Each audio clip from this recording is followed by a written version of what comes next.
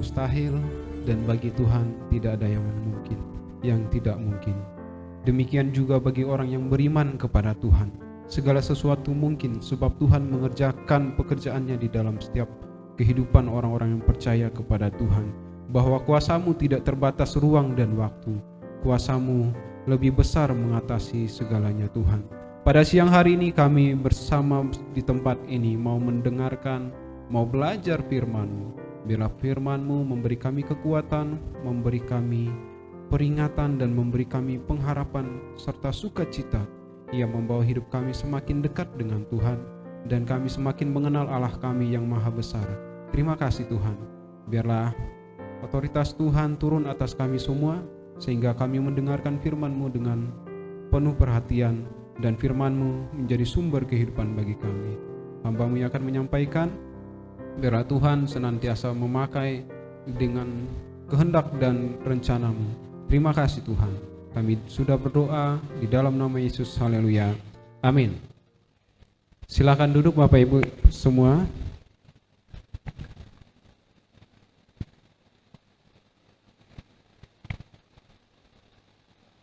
Shalom, selamat siang Bapak Ibu.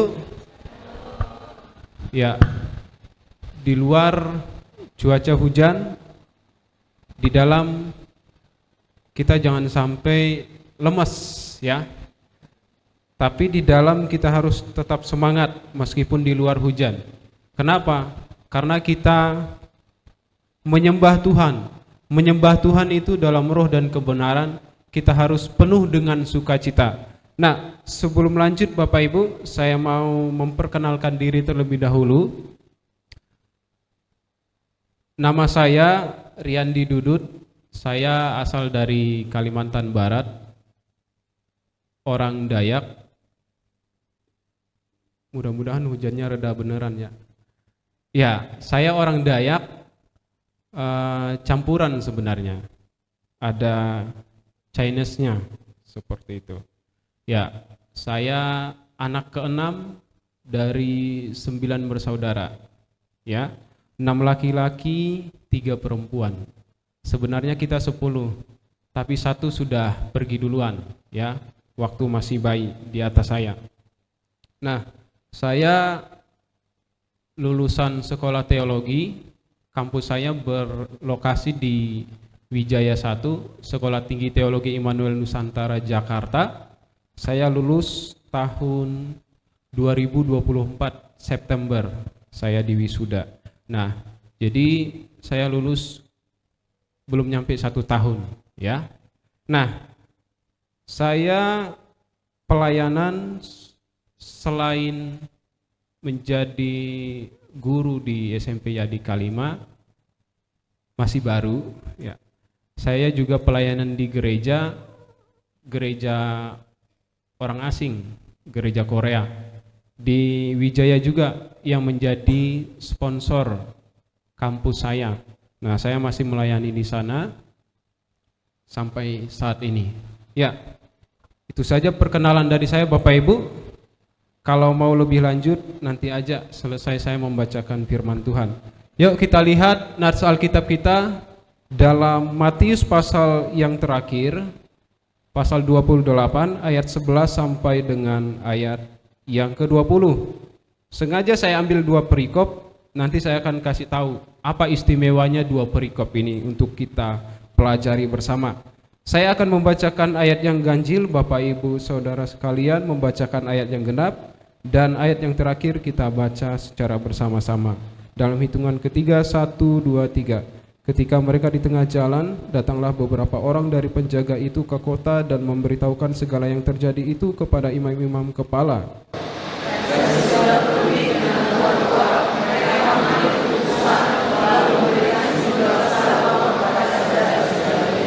Dan berkata, kamu harus mengatakan bahwa murid-muridnya datang malam-malam dan mencurinya ketika kamu sedang tidur.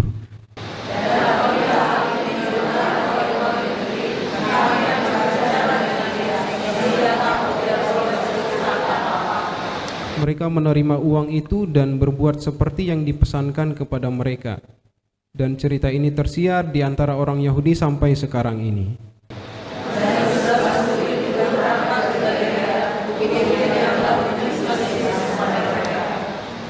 Ketika melihat dia, mereka menyembahnya, tetapi beberapa orang ragu-ragu.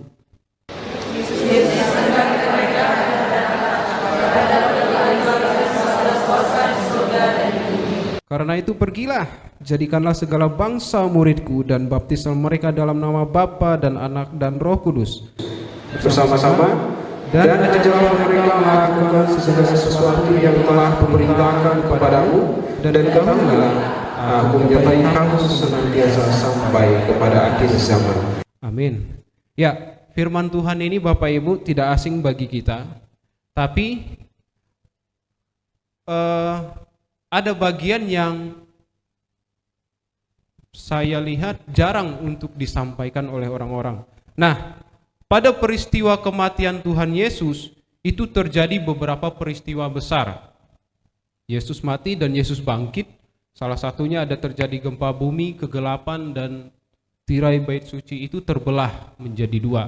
Nah, pada kesempatan ini Bapak Ibu, peristiwa kebangkitan Yesus merupakan kisah sejarah yang tidak dapat disangkali kebenarannya. Sebab kebangkitan dan penyaliban dan kematian Yesus itu merupakan bukti sejarah yang dipercayai dan terbukti faktanya, kebenarannya oleh para ahli seperti itu.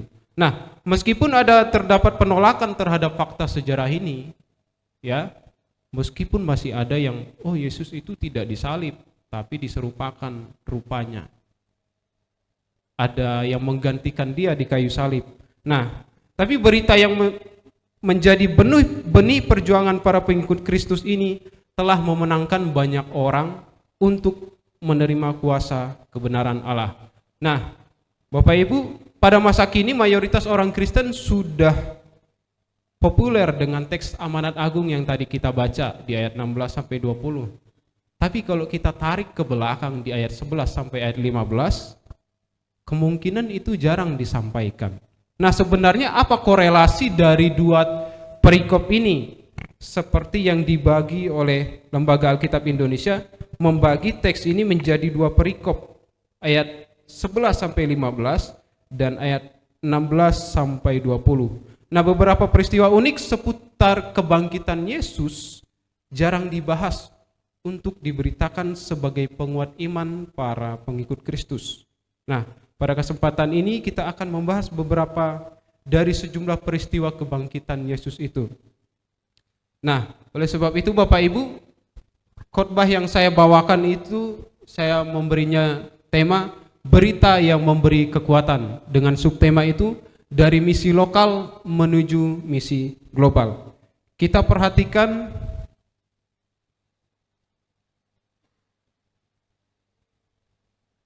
ya, sebelum jauh Bapak Ibu, kita memperhatikan keunikan Injil Matius. Injil Matius itu memiliki satu keunikan tersendiri. Nah, Bapak Ibu, pertanyaannya adalah, mengapa sih Injil itu harus ada 4? Kalau ceritanya sama, kenapa harus ada 4? Kenapa tidak satu aja?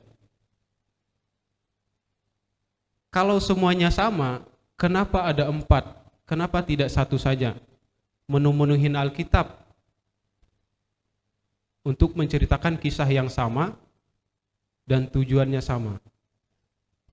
Alkitab ditulis tidak serta-merta ada sebegitunya saja, tanpa ada tujuan.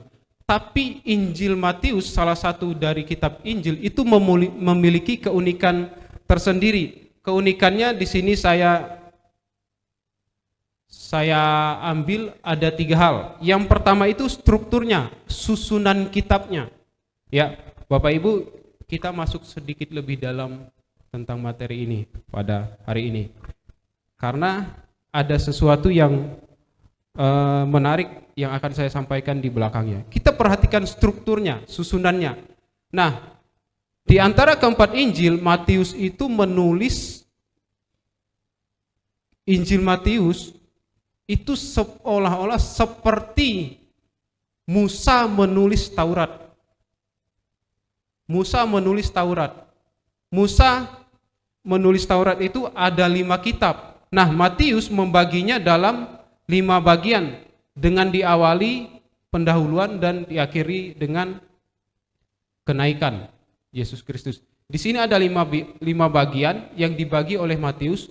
Itu menurut para ahli strukturnya itu sangat unik. Bagaimana Matius mengisahkan Injil yang dia sampaikan itu seolah-olah seperti Taurat di dalam Perjanjian Lama. Nah, itu yang pertama. Yang kedua, ungkapan-ungkapan adat istiadat Yahudi itu diberi penjelasan. Apa maksudnya? Maksudnya itu seperti ini. Misalnya ada kata Immanuel, ini kan istilah dari bahasa Ibrani, yang artinya apa Bapak Ibu? Allah menyertai kita. Ada juga ungkapan tentang Golgota, yang artinya tempat tengkorak. Dan yang ketiga itu ada kalimat di sini Eli Eli lama sabachthani, yang artinya Allahku Allahku mengapa engkau meninggalkan aku. Nah, tulisan-tulisan dari Matius ini itu diterjemahkan, diberikan arti. Dia menggunakan istilah-istilah di dalam Perjanjian Lama untuk digunakan, dipakai di dalam Injilnya. Tujuannya apa Bapak Ibu? Tujuannya adalah supaya orang-orang di Antioquia ini, yaitu di mana kekristenan, orang-orang Kristen itu pertama kali disebut Kristen, mereka bisa mengerti arti istilah-istilah yang disampaikan oleh Matius. Nah, yang ketiga itu ada partikular dan universal. Artinya apa Bapak Ibu? Partikular itu berarti sesuatu yang khusus atau terbatas, hanya berlaku di satu tempat itu saja. Nah, itu berlaku dalam konteks bangsa Israel. Sedangkan universal berarti terbuka bagi semua bangsa, semua manusia, tidak hanya Israel. Nah, lalu ini kaitannya apa nanti dengan yang akan kita bahas? Jadi partikular dan universal di dalam Injil Matius itu merupakan tema 2 dimensi penting yang menunjukkan bagaimana karya Yesus dan misi keselamatan dipahami dalam konteks bangsa Israel dan dunia. Nah, contohnya Bapak Ibu, contohnya dari sesuatu yang khusus kepada sesuatu yang umum. Yang pertama itu kita bisa melihat di Matius 15 ayat 24. Jawab Yesus, aku diutus hanya kepada domba-domba yang hilang dari umat Israel. Tapi pesan ini ketika Yesus, di satu sisi Yesus menyampaikan bahwa dia hanya diutus kepada domba-domba yang hilang dari umat Israel, artinya dia hanya diutus untuk orang Israel, tapi di kesempatan yang lain dia juga mengatakan bahwa dia hadir, dia datang untuk semua orang, semua bangsa. Maka Yesus menjawab dan berkata kepadanya, hai ibu, besar imanmu, maka jadilah kepadamu seperti yang kau kehendaki. Dan seketika itu juga anaknya sembuh. Ibu ini merupakan seorang yang bukan dari orang Yahudi, tapi dia adalah orang yang dari bangsa lain seperti itu. Nah, contoh yang kedua Bapak Ibu, ke-12 murid itu diutus oleh Yesus dan ia berpesan kepada mereka, janganlah kamu menyimpang ke jalan bangsa lain atau masuk ke dalam kota orang Samaria.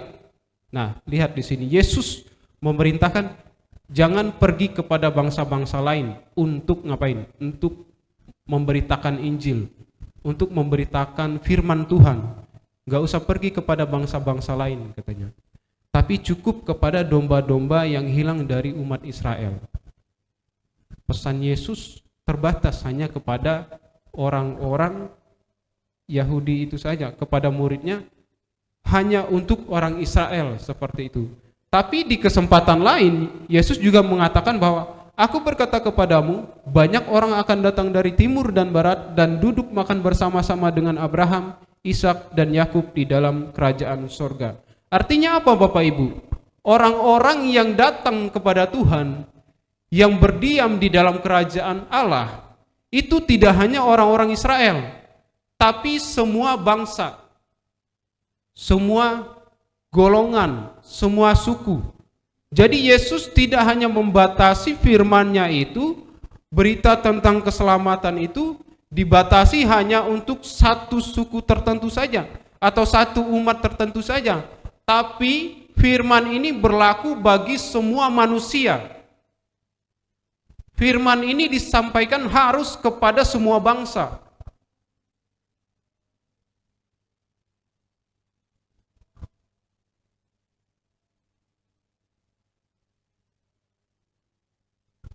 Jadi firman itu sifatnya berlaku secara menyeluruh, universal. Tidak hanya kepada golongan-golongan tertentu saja. Nah, firman yang disampaikan oleh para murid itu merupakan misi untuk menyampaikan, memberitakan Injil di berbagai daerah. Yang tadinya misi Israel, mencari domba-domba hilang dari Israel, tapi misi ini meluas secara global dan berlaku tidak hanya bagi orang-orang Yahudi saja, tapi juga berlaku bagi segala bangsa. Nah, Bapak Ibu, disinilah letak keunikan teks yang tadi kita baca. Sambil memperhatikan di depan Bapak Ibu, saya sudah menganalisis kedua perikop yang tadi kita baca. Di sana terdapat kemiripan atau kesamaan. Nah, kemiripannya apa saja Bapak Ibu? Yang membawa berita di perikop pertama itu para serdadu, sedangkan di perikop kedua itu para murid. Tujuannya apa? Yang pertama itu menghadap imam-imam kepala, yang kedua itu menghadap Yesus Kristus. Jadi murid-murid itu datang menghadap Yesus Kristus, datang menghadap kepada Tuhan Yesus. Nah, sedangkan para serdadu itu ketika menyaksikan kebangkitan Yesus, mereka ngapain? Mereka pergi kepada imam-imam kepala dan para tua-tua.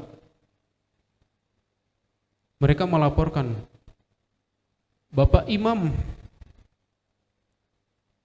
kami menyaksikan bahwa kubur Yesus sudah kosong dan ada malaikat menampakkan diri, terjadi gempa bumi. Batu yang menutup kubur Yesus itu tergeser, terbuka. Lalu para imam dan tua-tua merasa mereka terancam. Mereka terancam dengan berita itu. Kenapa? Karena mereka tidak mempercayai adanya kebangkitan orang mati. Kebangkitan orang mati tidak terjadi pada saat itu juga. Tapi kebangkitan orang mati itu terjadi ketika Mesias datang. Dan semua orang akan dibangkitkan. Selain daripada itu, ada sisi lain Bapak Ibu. Kalau orang banyak itu mendengar berita bahwa Yesus telah bangkit dan membuktikan perkataannya benar, para imam-imam kepala dan tua-tua itu akan merasa malu, akan merasa jabatan mereka itu terancam, karena mereka tidak lagi dipercayai oleh orang banyak. Sebab Yesus berhasil membuktikan perkataannya ketika dia masih hidup. Yesus berhasil membuktikan perkataannya ketika dia masih ada sebelum dia disalibkan. Nah, berita itu akhirnya Bapak Ibu, berita itu akhirnya diselewengkan oleh imam-imam kepala dan para tua-tua. Mereka memberikan keamanan kepada para serdadu itu. Udah, bilang aja waktu kamu tertidur murid-muridnya datang malam-malam mencuri mayat Yesus. Nah, mereka menjanjikan keamanan kepada para serdadu itu. Tetapi di ayat 16 sampai 20 itu kita melihat bahwa yang menjanjikan keamanan bagi kita adalah Yesus Kristus. Di ayat 18 kita lihat Bapak Ibu, apa yang Yesus katakan? Yesus mendekati mereka dan berkata, "Kepadaku." Kepada siapa Bapak Ibu? Kepadaku, yaitu kepada Yesus.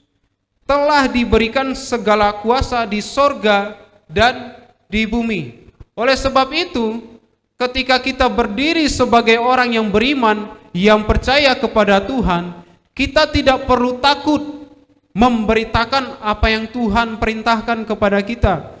Kita tidak perlu gentar memberitakan firman yang Tuhan sampaikan kepada kita. Sebab apa? Sebab Yesus berdiri teguh di depan kita. Yesus sang Raja sorga dan bumi, Raja di atas segala raja, berdiri teguh menjadi proteksi kita, menjadi keamanan buat kita.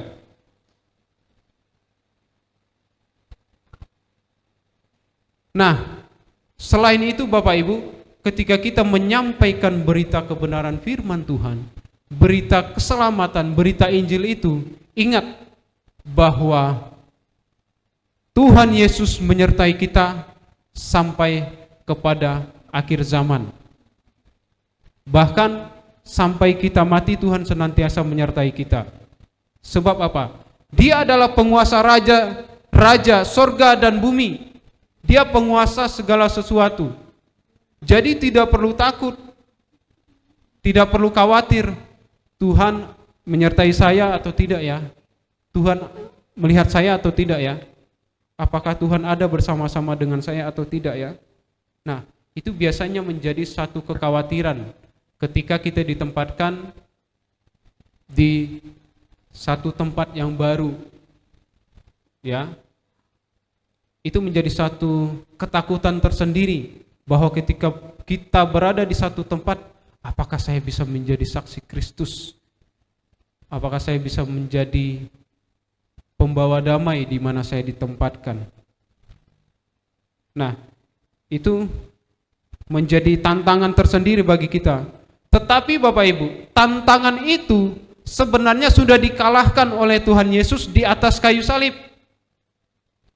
Tuhan telah mengalahkan ketakutan, Tuhan telah mengalahkan kekhawatiran kita, sebab Tuhan telah menang atas maut dan Dia berkuasa di sorga dan di bumi. Seringkali kita takut menjadi contoh yang baik, takut menerapkan firman Tuhan di dalam kehidupan kita, tidak percaya diri, saya kan belum jago Alkitab, belum jago berteologi katanya, atau saya belum baca Alkitab dari Kejadian sampai Wahyu, saya belum paham Alkitab, biar Bapak Pendeta ajalah yang menjadi panutan katanya, atau biar Bapak Pendeta ajalah yang menjadi pelayan. Seringkali tantangannya begitu, tidak ada rasa percaya diri untuk memberitakan firman Tuhan, baik itu lewat perkataan kita, baik itu lewat perbuatan kita. Tapi Bapak Ibu,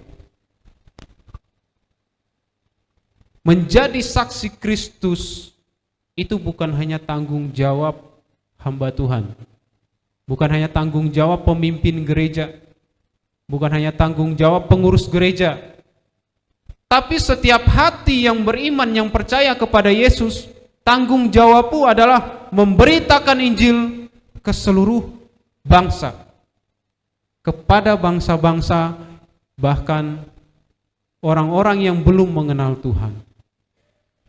Menjadi saksi Kristus adalah kewajiban bagi orang yang percaya kepada Yesus. Nah, oleh sebab itu Bapak Ibu, apa maknanya bagi kita dari kedua perikop yang kita pelajari ini? Yang pertama Bapak Ibu, banyak orang hari ini menolak kebenaran demi kenyamanan atau kepentingan pribadi, jabatan, kehormatan, dan sebagainya. Hanya peduli dengan mereka yang tergolong mampu. Tapi Injil yang sesungguhnya memberikan kekuatan untuk mengasihi dan peduli kepada semua orang. Sebab itu kita harus memperjuangkan keadilan secara menyeluruh.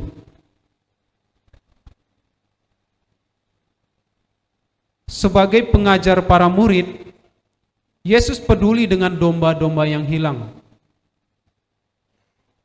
Nah, demikian juga kita meneladani sikap Yesus, yaitu mendidik dengan kasih dan perhatian khusus kepada siswa-siswa yang lemah, bermasalah, atau terabaikan tanpa harus membeda-bedakan.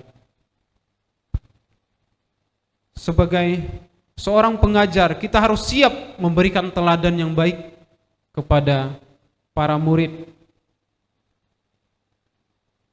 Menjadi teladan iman bagi komunitas sekolah dan menjadikan pendidikan sebagai ladang misi, mengintegrasikan nilai-nilai Kristiani dalam pembelajaran, kesaksian hidup, serta menjadikan setiap interaksi sebagai peluang membawa siswa lebih dekat dengan Kristus. Nah, Bapak Ibu, satu hal yang penting adalah kita tidak hanya memiliki bukti dari perjanjian baru tentang penyaliban, kematian, dan kebangkitan Yesus, tetapi para sejarawan kuno yang Romawi, yang Yahudi, yang Yunani, termasuk tulisan-tulisan para rabi Yahudi, itu memberikan kesaksian yang mengkonfirmasi dan mengafirmasi aktualitas dan kesejarahan peristiwa kematian dan penyaliban Yesus. Tidak ada keraguan sama sekali. Jadi Bapak Ibu yang Kristen, melalui iman itu, melalui iman kita harus memberitakan berita tentang kematian, berita tentang kebangkitan Yesus dimanapun kita berada. Sebab berita itulah yang memberi kita kekuatan untuk percaya kepada Tuhan, untuk berpegang kepada Tuhan, untuk berjalan beriman kepada Tuhan. Bahkan sekalipun kita menghadapi tantangan hidup, Injil itulah yang memberi kita kekuatan. Injil itulah yang memberikan kita pengharapan.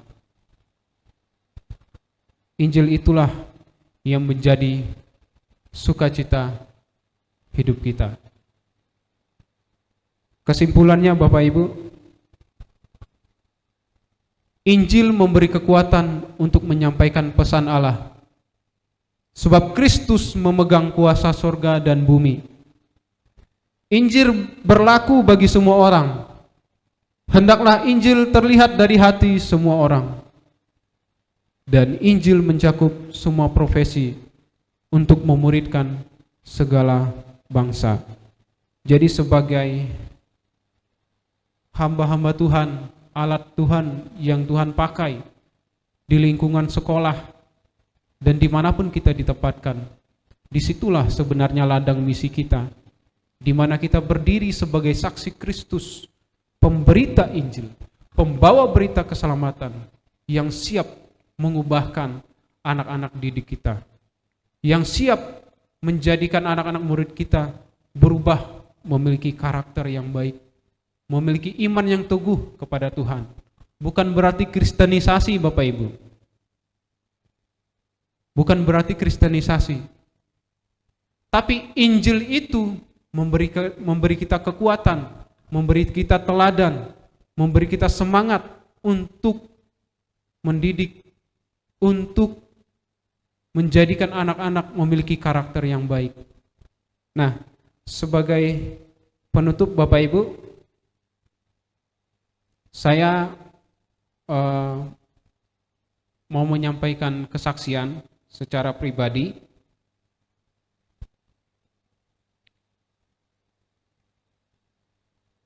tentang secara khusus orang tua saya, almarhum bapak saya.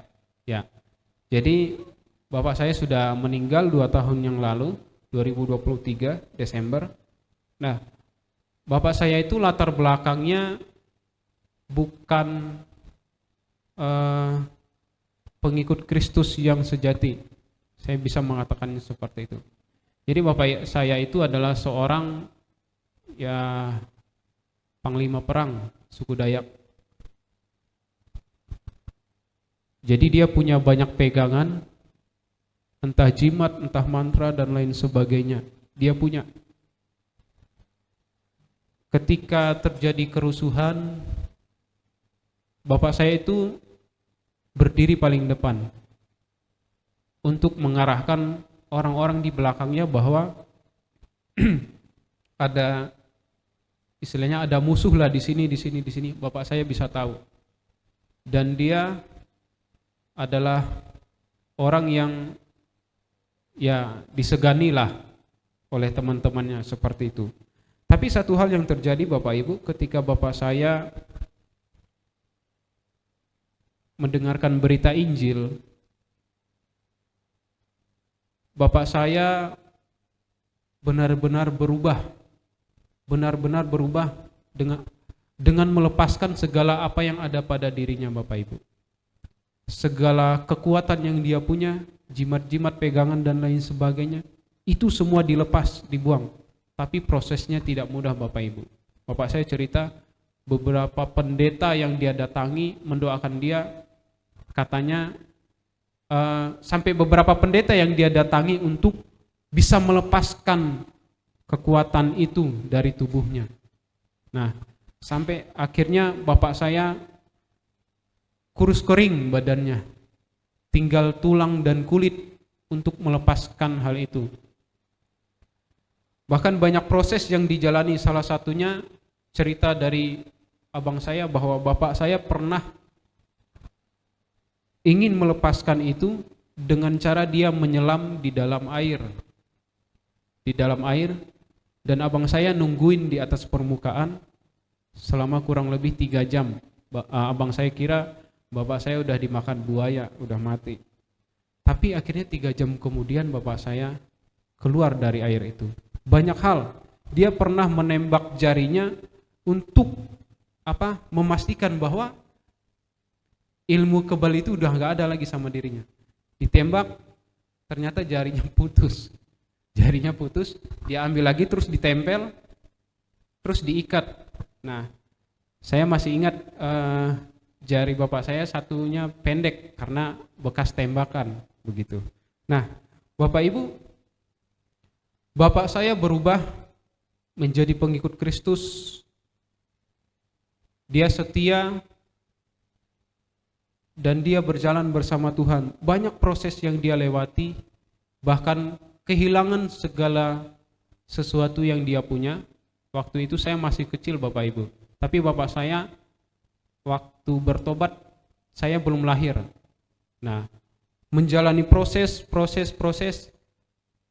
akhirnya bapak saya memegang prinsip hidup di dalam Tuhan. Dan dia teguh sampai kepada tahun 2023 kemarin, ada 2 orang hamba Tuhan yang diutus di gereja saya, di kampung saya, berkata seperti ini, berkata tentang bapak saya. Bapak kamu luar biasa katanya. Kadang dia sakit pun dia beranikan diri. Maksudnya dia paksakan diri untuk datang ke gereja. Waktu tidak punya apa-apa pun dia siap memberi apa yang dia punya, seperti itu. Nah, kedua hamba Tuhan ini sangat terinspirasi lah dengan kehidupan bapak saya. Sampai akhirnya bapak saya mengakhiri hidup pada Desember 2023. Itu merupakan kisah yang sangat tragis bagi saya, sangat menyedihkan hati. Dan bahkan peristiwa itu yang membuat saya hampir meninggalkan iman saya juga kepada Tuhan. Karena pada waktu itu saya masih praktek 1 tahun di lapangan PKL. Bapak saya nelpon, "Nak, kapan pulang ke rumah? Terus kamu kapan wisuda?" katanya. "Lalu kamu dapat ini enggak, dapat ranking enggak?" katanya di kelas. Terakhir dia tanya, "Dapat sponsor juga enggak, dapat beasiswa juga enggak?" katanya. Bapak saya nanya 4 hal itu yang saya ingat. Terus saya bilang, "Pak, nanti tunggu selesai praktek, saya usahakan pulang, saya bilang.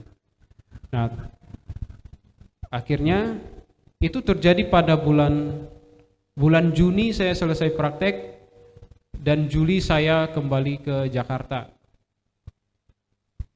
Juli saya kembali ke Jakarta, dan saya tidak jadi pulang Bapak Ibu.